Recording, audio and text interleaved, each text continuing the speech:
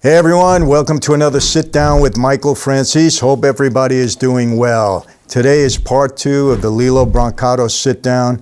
The comments have been great. I know you loved it. You know who Lillo is, a Bronx tale. He played Cologio. What a great story, really great story. Could be a movie in itself, but you're gonna love it. But part 2, okay, really some heavy stuff in Lillo's life that I think you're really going to enjoy. So we're going to get into that real soon. Before we do that, getting close to the 500,000 subscribers, the big giveaway. It's going to be a big one for the first prize. My team is conjuring up something for all of you. First prize, huge giveaway, because we appreciate the fact that you tune into our content. We know you have a lot of choices on YouTube, and we really appreciate the fact that you're tuning into ours. Going to be a lot of things given away, so stay tuned, get ready, and subscribe if you haven't subscribed already. That's an offer you shouldn't refuse. MichaelFranzese.com. My community is growing every single day. Well over 13,000 now, approaching 14,000 in my crew. Everybody encouraging one another. We're putting content in there. We work hard to uplift all of you, give you some valuable information, not only in business, but in life. And my inner circle, 2 Zoom calls a month. They get to ask me all these questions. We put a lot of video and a lot of content in there, always to help people, to uplift you, to inspire you, educate you, and inform you. That's what it's all about. It's what I've been about for the last 25 years. So the fact that we have this community and this crew to do it with is just great. So now let's get into the sit down with Lillo part 2. I tell you, I really like this guy. You know, he's got a powerful story. Here's a guy who had everything at his fingertips. Can you imagine being swimming in the beach, Jones Beach, Long Island, a place I used to go all the time when I grew up?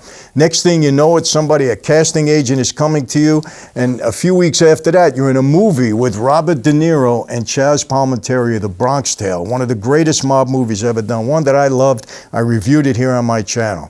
Had everything going for him. He was the star of that film, you know. He played a great role. It was his first acting role. He never did anything before that. He did a brilliant job. He had everything at his fingertips, and then something happened. You know, people, bad decisions in life, you know, they could lead to so much destruction. I tell young people all the time, life is tough enough when everything is good. You don't know what's going to hit you. Maybe there's a sickness, unemployment, COVID-19. You don't know what's going to happen in life, even when you're doing the right thing. When you make mistakes and do the wrong thing and put so much more baggage on your shoulders to carry around, life can be very tough. Unfortunately, Lillo made some bad decisions in his life. He took a fall. He's going to tell you about it. But, and it was hard for him, man. Really, really tough. And boy, I can relate to that. I know what you go through when you make wrong decisions. I'm a product of that. Fortunately, I've been so blessed to be here and to be able to talk to you now. Maybe I deserved less in my life. I don't know, but I'm very grateful and thankful for what God has done in my life. Lillo's going to tell you about his. And you know what I respect about him? He's transformed. He's trying to do the right thing after a lot of struggles, a lot of challenges in his life, a lot of things that were dark at one time. He's really now trying to do the right thing, and I respect that. And all of you should listen in, because any of you that is struggling, any of you that have had challenges in your life, you can turn it around. You can do better. And this is one guy that's going to tell you how he did it. You know how I did it, and you're going to love it. So stay tuned. Lillo Brancato coming up right now.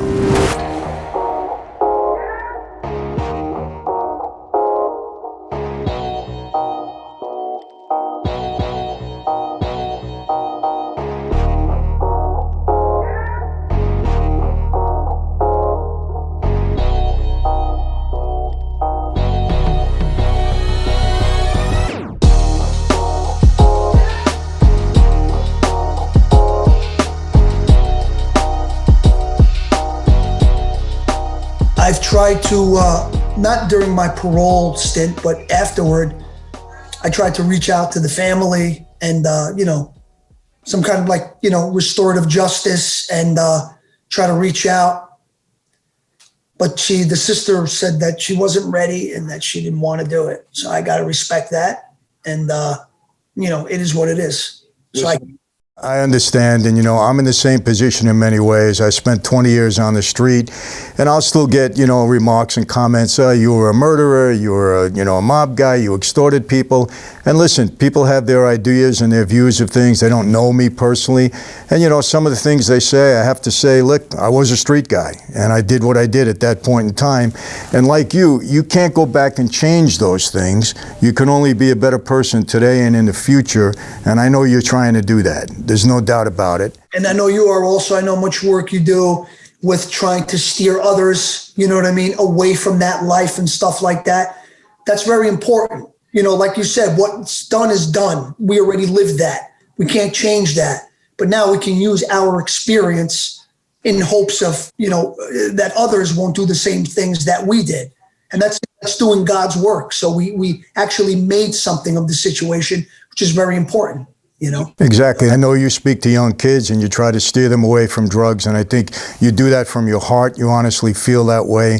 And me the same way. I tell these kids all the time, the street life is a dead-end street. You're never going to win, with law enforcement or your own people around you. It's going to end in a bad way, and I try to get them out of it in any way that I shape or can. Because, to those of us that have been given much, and I've been extremely blessed, well, much is expected of us in return.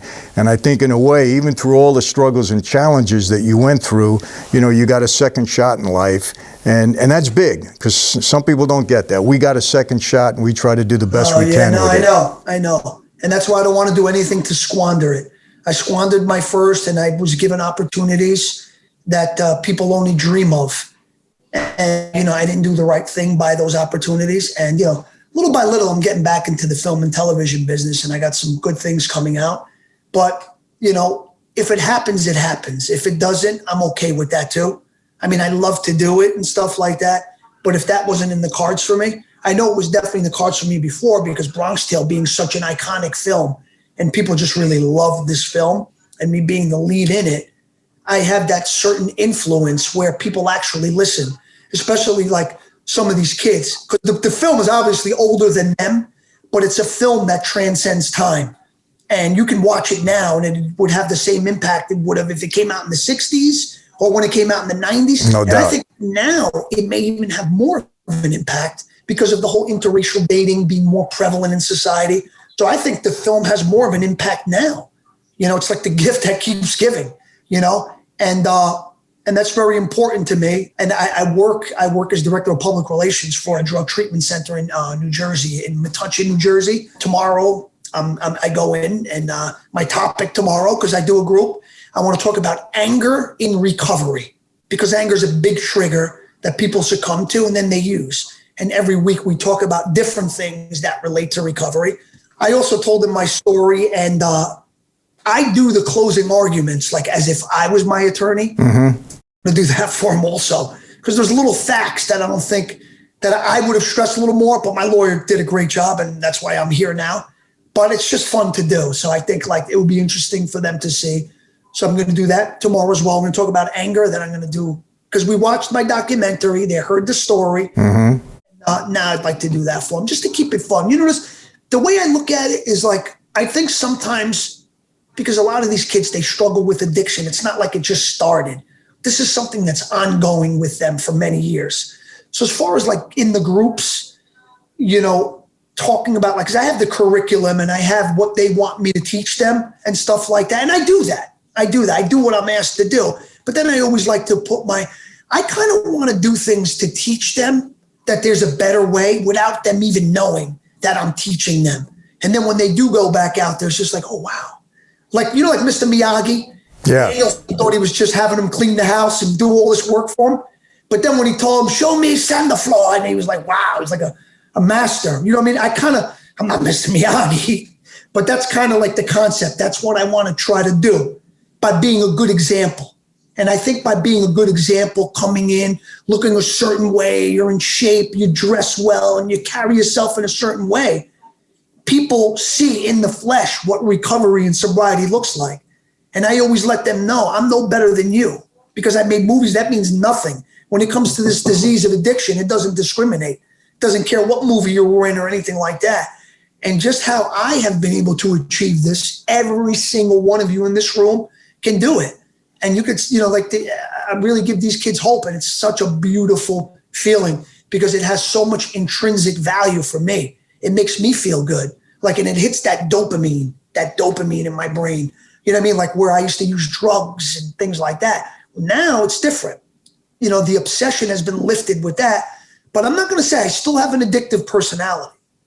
I don't think it's drug addiction. I just think it's addiction. And it just manifested in drugs and alcohol. Right now, for me, it's working out. I got plantar fasciitis on my foot. I got to wear like old men's sneakers just to run, like the therapeutic ones. Yeah. But it's like such an addiction that I got to do it, Well, no, I get it. See, every day. See what you're saying? You have an addictive personality. When you get involved in something, you want to do it hard. It brings me something in mind what Michael Jordan said. At one point in time, I thought he was a degenerate gambler because Michael gambles on everything. But to me, a degenerate gambler is somebody that gambles and is always in trouble financially because he's always trying to make up his losses and he's going crazy.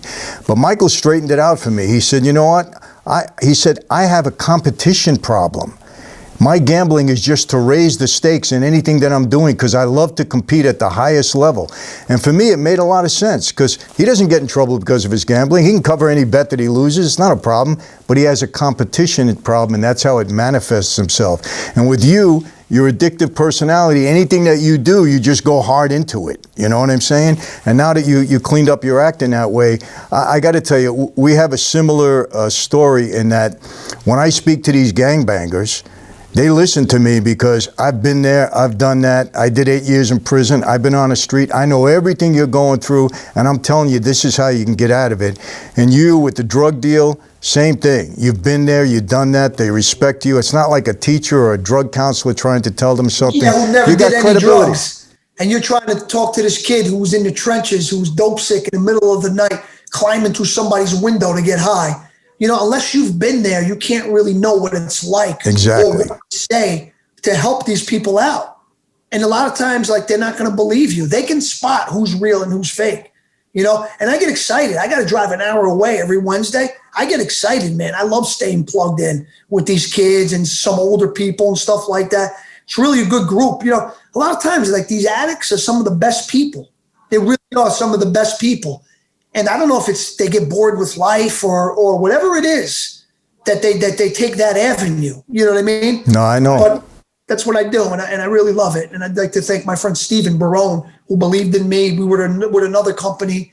He left, and then I went with this one with him. But it's like everyone there. It's called More Life Recovery. We're in Metuchen, New Jersey. We're in IOP, intensive outpatient, to where they're there. They got 2-3 groups a day.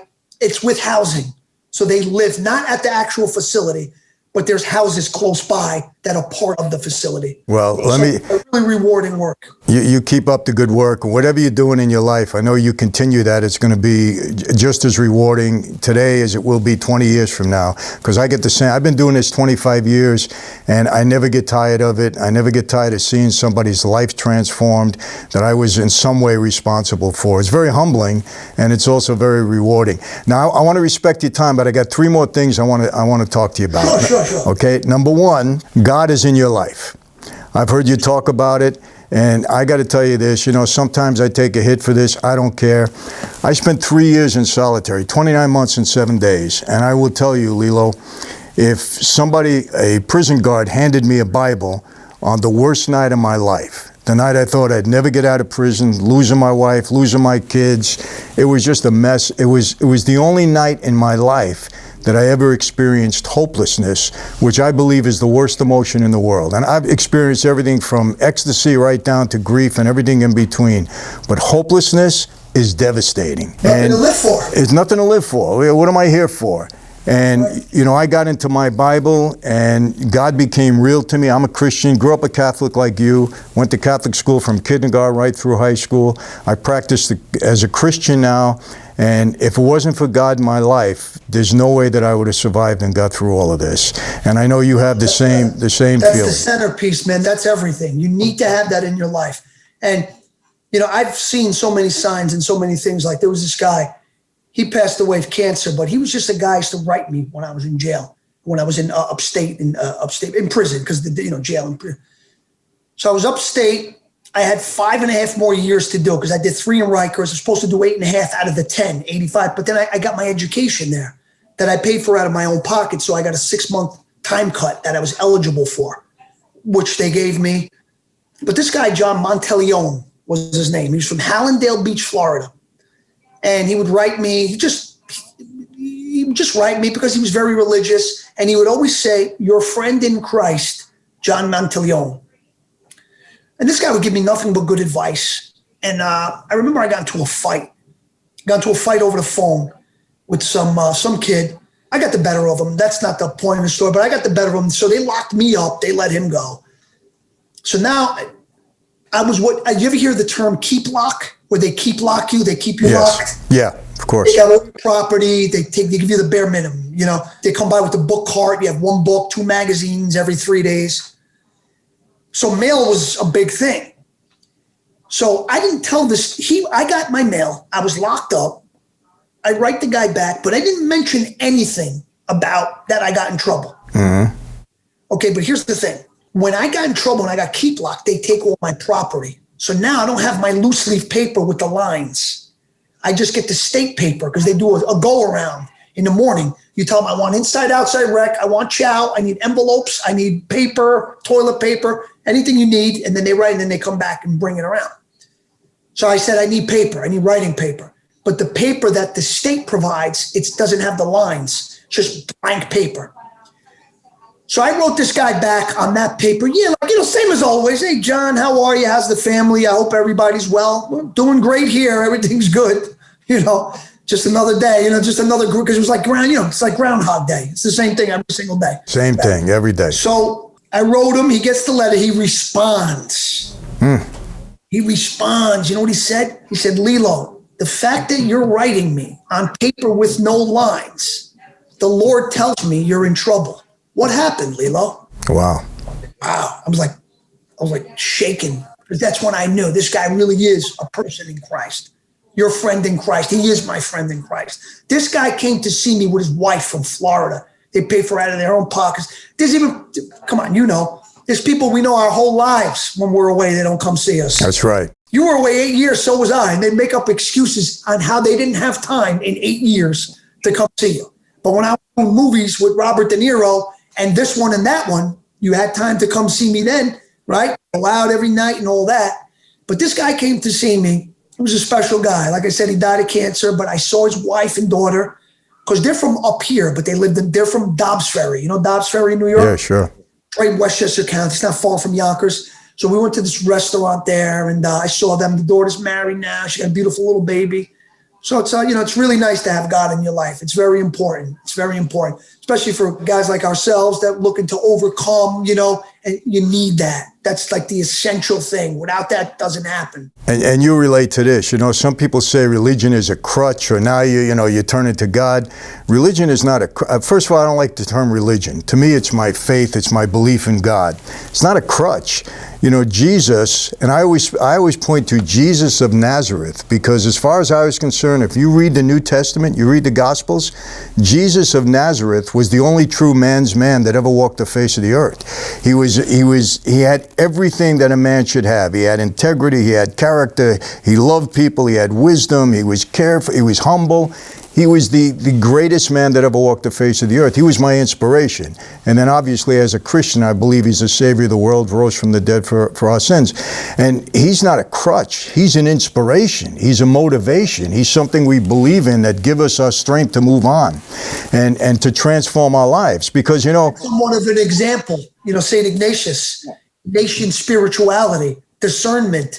That's a book that John sent me, the guy John. And it said in the book, if you're ever faced with an important decision and you're having trouble what you're going to decide, it says in the book, if you make the decision, try to think of what decision God would make in that situation, and that's always the right decision. Sometimes the decision that God makes will not yield, instant gratification and stuff like that. So it takes discipline. It's not easy to make that decision because it's like, why would I do that? I'm not going to see anything for another 3 or 4 years. If I do this, I'm going to make some money real quick right now.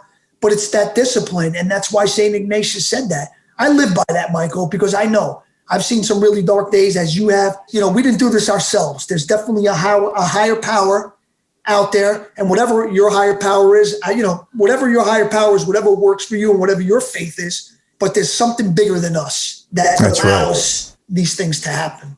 And what's happened with you and me, and I know you realize that, it's all about accountability in life, who you're accountable to. When I was on the street, I was accountable to my oath, to Cosa Nostra, to my boss, and I did things in that regard. Now I'm accountable to my God. I'm accountable to my wife and children. I don't want to mess up, impact their lives in the wrong way. And I want to do the right thing as much as I can. Obviously, I'm still a sinner. I still make mistakes. I still fall at times. But I know I'm a lot better because I am now accountable to God. And I know you have to have the same feeling. You're accountable to God for your actions. And it just keeps you in the right direction. It keeps you in the right way. You have to be accountable. And that's a big part of addiction as well. Because there's, oftentimes we wouldn't do something for ourselves. We wouldn't do something ourselves. But when you're held accountable to someone else, it's very easy to say, I'll just do it tomorrow. I'll do that. But that whole accountability factor, it's very important, and it will take you to the next level. It's very important to be accountable in life. That's it. Big question. When you had your problem, you came out of it. Has either Rob De Niro or Chaz been in touch with you? Have they contacted you? Robert De Niro, I did a Woody Allen film. The guy who does Robert De Niro's hair, his name is Jerry Popoulos. Great guy. He came down because I had to wear a hairpiece in the movie. Woody Allen, the casting lady said, Woody Allen loves you. He thinks you're great. He says, but he's got one request. And she treaded real. She said, would you wear a hairpiece? I said, you can cut my finger off. You can take my finger. I want to be in this movie. So Jerry Popoulos came to where I lived, right down on the Hudson River in South Yonkers, where they put those new high-rises. They were shooting The Irishman right there. Mm-hmm. So he touched me on Instagram at like 6 a.m. I was on the treadmill, and he was like, hey, we're going to be down in your neck of the woods. Bob's got a light day. You should come by, say hello. And I did. It was great seeing him. He was great. Gave me a hug. But he had those, the platforms on. Yeah. He was playing in The Irishman. Yeah. So he had like the contacts on, and he looked like Fred Munster with the platforms on. It was still great to see him. And I remember one thing that he said, because Rob De Niro is like, he's a nervous guy. He's like a little shy. And maybe that's why he's so brilliant, because he saves it for when he has to. But, at first it was like, we were both a little nervous and, hey, how are you, this and that. And then I remember he looked at me and he says, are you okay? He asked me very sincerely and very genuinely, are you okay? Because he knew my father. He's got a son, Raphael, who's my age. And at the end of the day, he's a father. And he was really, and I saw it in his eyes. He's genuinely concerned. And I love him for that, I haven't seen him since, but that meant the world to me. And Chaz Palminteri, no, he's reached out, but in a negative way. He was on he was on the news or whatever when I first came home. Because I think, obviously it's a story just to ask, there's a story in it asking Chaz, what do you feel about the kid coming home and blah, blah, blah. And you would think because he was from the Bronx and the neighborhood and the movie was about his life and that he didn't tell Aunt Sonny that would be in him and that he's that kind of guy. But then when I got in trouble and I came home, he says, I don't want anybody to make any mistake that I have anything to do with this kid. And really threw me under the bus. I didn't really care, but it was more about my father. Because my father was like, Lillo, these are people, they know your friend. Because my father knew Chaz. My father and mother were so grateful and thankful for what these men were doing for me and this opportunity of a lifetime. My mom and dad used to bring trays of food on the set. We would invite my mom and dad would wait on these men hand and foot. And off the strength of that alone, you shouldn't have said that, Chaz. Just don't say anything. You don't have to say he's a jolly good, he's a jolly good fan. You don't have to do that. But at the same time, you knew my mom and dad, But listen, me personally, I have nothing personal against him because at the end of the day, I did make him look bad. These guys gave me an opportunity of a lifetime.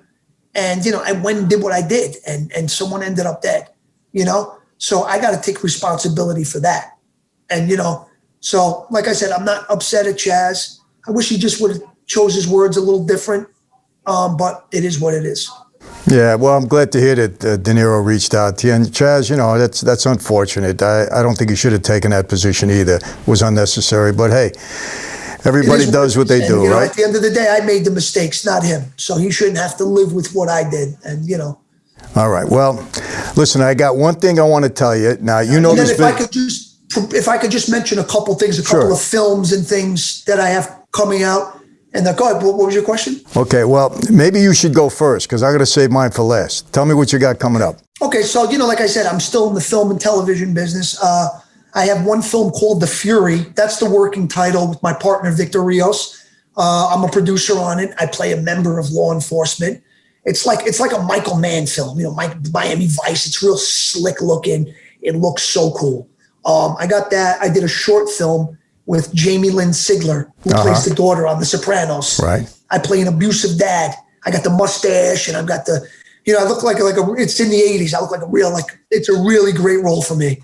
And then I have one called Made in Mexico. Mario Lopez produced. My friend Rodney Rinks wrote and directed it. I play like a Mexican, like a cartel, but it's like a black comedy. It's right. The beard, the hat, you know, I look like a real Mexican. I just, you know, stuff on horses and stuff. So I'm excited about that. But we have this film right now. If you go on my Instagram, there is one scene that we shot. It's called Sleepyhead. Mm-hmm. And my character's name is Lillo Brancato. If you see the scene, I'm telling you, you're going to like it. But if you go on Instagram or Twitter, it's Sleepyhead Movie. Sleepyhead Movie, and he's got a crowdfunding link up there. We're trying to raise money. And I don't think it's going to be a hard raise. I really believe in the material. It takes place in hell. And it's like, I mean, just like the world that this guy, you know, James Hilger is his name, Jimmy Hilger, my friend.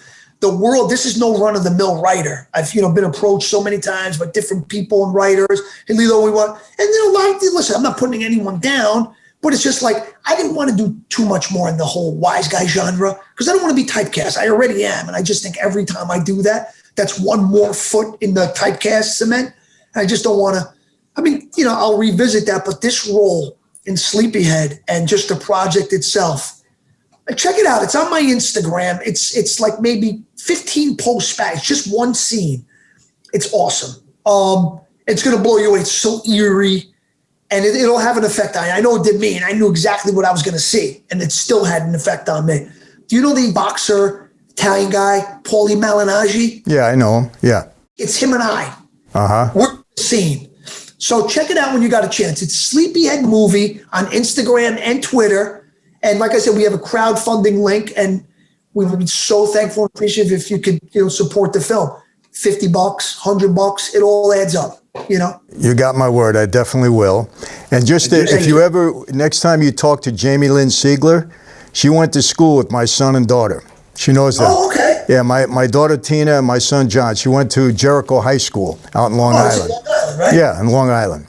Yeah. Nice girl. She's a nice girl. She's so good in this film. Yeah. Because I'm an abusive dad. I smack my kids around and they're scared of me.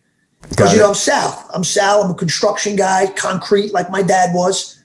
He's just like he's like a mental midget. All he knows how to do is concrete. He doesn't know how to write, so he's got his wife doing the books, and he's screaming and yelling at her. It's stuff that I saw. I saw this. Mm-hmm. Mom spoke English. She was born in Calabria, and she came here on a boat. But Dad, you don't speak it, so, you know, my mom used to do the books. I'm like, I live this, you know, and she's so terrific. She's so great in this film. The two kids are, it's Michael Spiccia was the guy who directed it, Australian guy. Oh, this guy's got some eyes, so brilliant. And I'm happy. I'm happy with all this, all this still waiting. And, I'm blessed, I'm blessed. I'm excited for you. I know you're going to make a comeback, no doubt about it. And what I wanted to tell you is that right now there is in active development, a television series based upon my life. And the production company is Kennedy Marshall. I think you know who Frank Marshall is, and his wife. Huge company. The writer is Ron Shelton. I've been working with them for a year, and they put the Bible together. They had just delivered the pilot, and they're just about to take it out.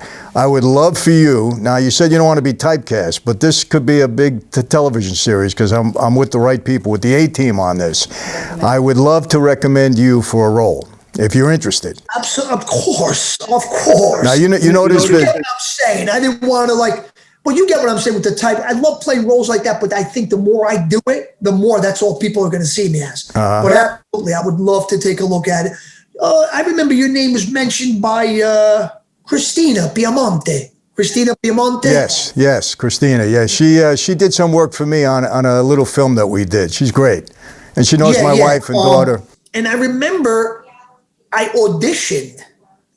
I read the role. There was a scene where you go see your dad in jail. Yeah. I remember that. And I remember reading it. And I remember doing the audition in my old building in the little TV room. Really? See, they didn't even tell me that. I would have got in touch with you back then. Yeah. But she got in touch with me for this. Yes. But she's a sweet girl, very talented, and she's definitely going to go places. She's going to do well. No, she's great. Your dad, I met him a few times, and I've seen him out, and nothing but respect for that guy. I knew who he was and how legendary he was.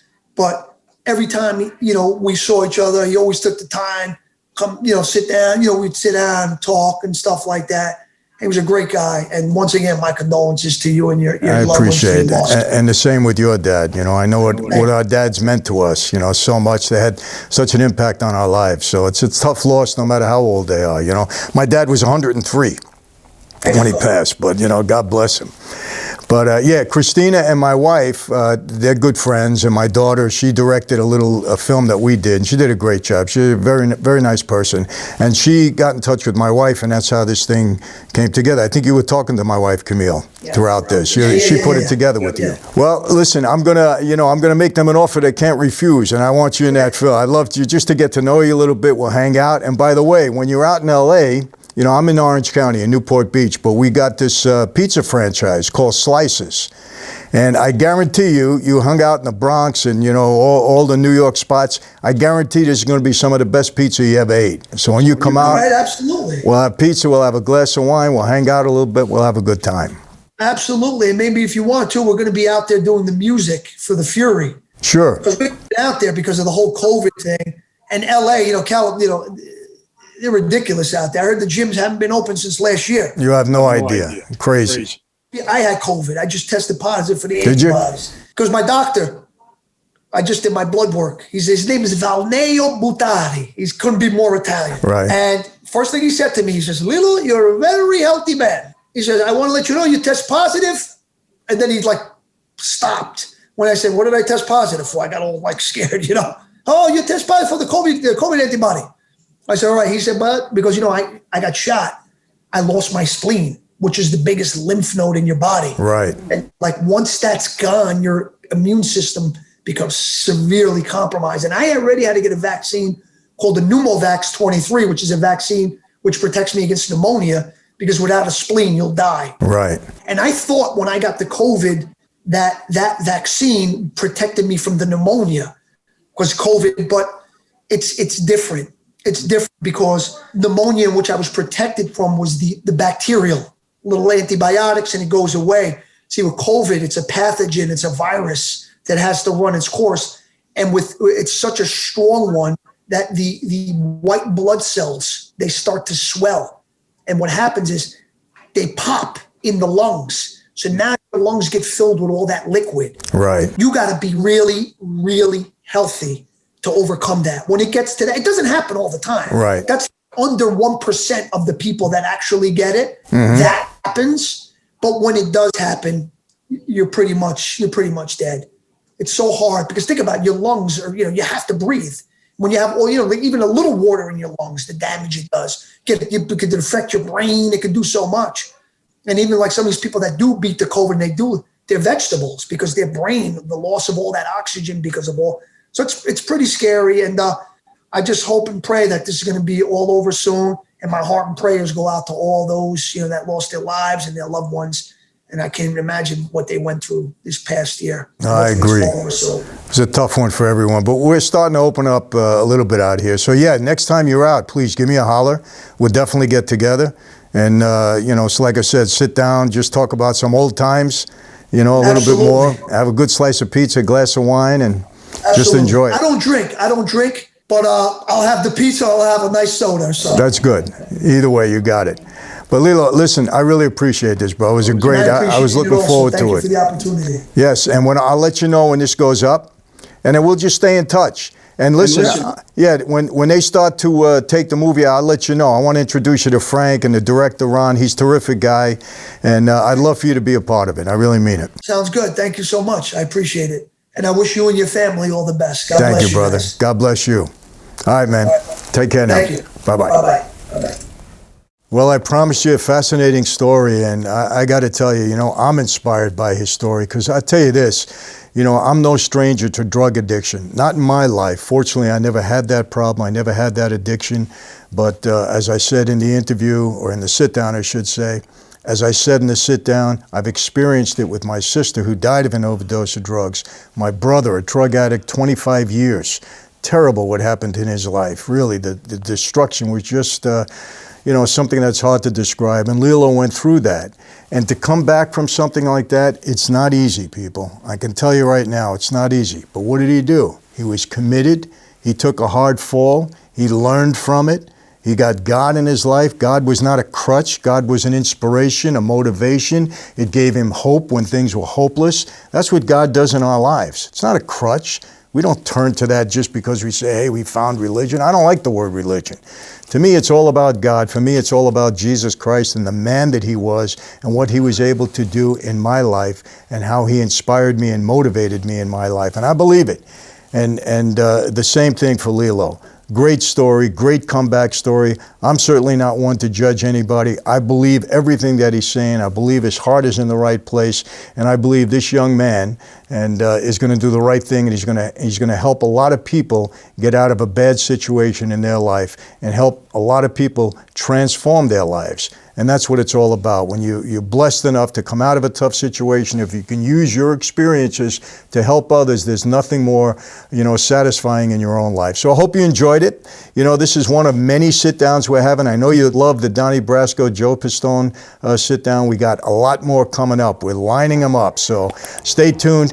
Thank you all very much. Remember, subscribe. Big giveaway coming up at 500,000 subscribers, and we're getting very close. MichaelFranzese.com. We're waiting for you. Join my crew. How do I always leave you?